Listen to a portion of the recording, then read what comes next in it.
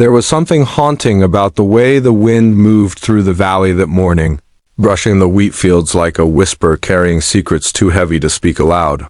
For Noah Granger, a single dad of one brave little girl, it wasn't just the wind that carried weight. It was everything: grief, debt, dreams deferred for years. And now, an absurd gamble, an abandoned barn he'd just bought for $38,000, the last of his life savings. "Daddy, are we going to live in a barn now?" asked Emily, her freckled nose wrinkling as she peeked at the sagging structure from the backseat. Noah chuckled softly, masking the nerves simmering inside. "Not quite, Em. We're going to fix it up. Maybe make something beautiful out of it." He didn't tell her he hadn't even been inside? The listing had warned, "No interior access buyer assumes all risk." He was desperate. Tired of motel rooms, eviction notices, and a life constantly on the brink. This was his leap of faith. The barn stood at the edge of a 6-acre property in Wyoming, near the outskirts of a town called Everville, a place most maps ignored and time nearly forgot. The structure looked like it had been built before the Great Depression, its roof missing several panels, its walls weathered by decades of storms and silence. But something had called Noah to it. He pushed open the massive wooden door, expecting raccoons or bats. Dust plumed into the sunlight as the hinges groaned open, then they both froze. "Daddy," Emily whispered, "is someone living here?" Noah stepped forward cautiously, squinting as the dust settled. The interior wasn't what he expected. There were no rats, no decay. Instead, there were paintings, hundreds of them, canvases of every size stacked against the walls and hung from rafters, landscapes, portraits, abstracts, each more stunning than the last. In the center, surrounded by wooden crates, was a cot with a handmade quilt, and beside it, a table stacked with journals and brushes still wet with paint. Noah's breath caught. Someone had lived here, and not just existed, created, suddenly. A soft shuffle echoed from the loft above. Emily grabbed his hand. "Hello?" Noah called out. No response. He climbed the creaky ladder while Emily waited below. When he reached the loft, he found a cat, thin but calm, curled on a woolen blanket beside a dusty easel and a photograph pinned to the wall.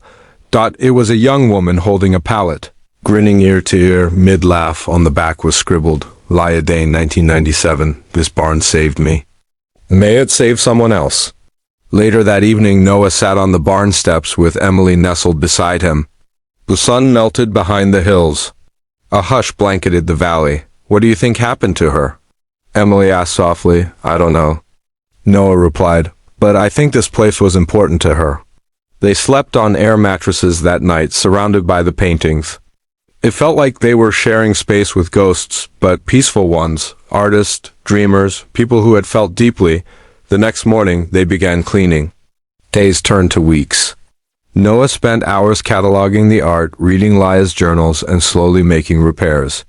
He learned she had been a reclusive painter from New York who escaped the city after a breakdown, bought the barn in secret, and lived off the grid, painting her way back to life. But the journals ended suddenly, 3 years ago, with a final entry: "I think I've painted enough. I hope whoever finds this place can feel what I left behind." The mystery gripped him. Who was Leah? Did she die? Move on? Why had no one claimed her art? Meanwhile, Emily flourished. She started painting. Too, drawing flowers, horses, even him. Her laughter echoed in the old barn like it belonged. Then one night, during a thunderstorm, someone knocked on the barn door. Twtw. Noah opened the door slowly. A woman stood in the rain. Older, soaked, with silver-streaked hair and eyes the color of stormy seas. "I'm looking for someone," she said. "This barn, it used to belong to my sister." Her name was Leah Dane. Noah stepped back in shock. "You're her sister?" The woman nodded, stepping inside as thunder rumbled above. "She disappeared years ago." "No. One knew where she'd gone. I hired a pie and tracked the deed.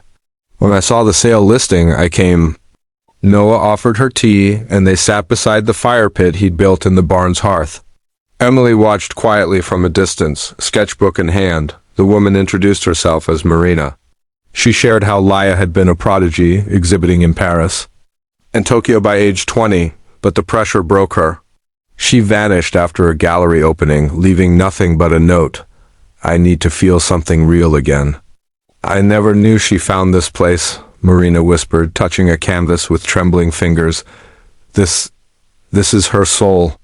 Noah showed her the journals. As she read, Marina wept. She did find peace. Then Marina looked at Noah. "You saved this place. You honored her. I want to help you preserve it." Together, they filed for historic preservation, and Marina began contacting art experts.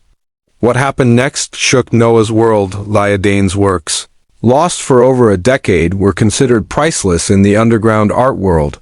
Galleries fought for exhibitions. Offers poured in, hundreds of thousands, even millions, but Noah refused to sell. "This barn gave us something more than money," he said. "It gave us hope." Instead, with Marina's help, he created the Laya Dane Healing Arts Center, a safe haven for artists and single parents. The barn was renovated into a gallery and studio, with cabins added for residents. Emily's paintings became the first children's collection ever displayed in the new center. Years passed. The barn bloomed.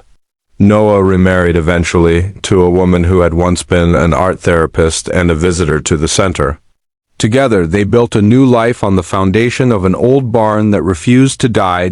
Emily grew up surrounded by color and compassion.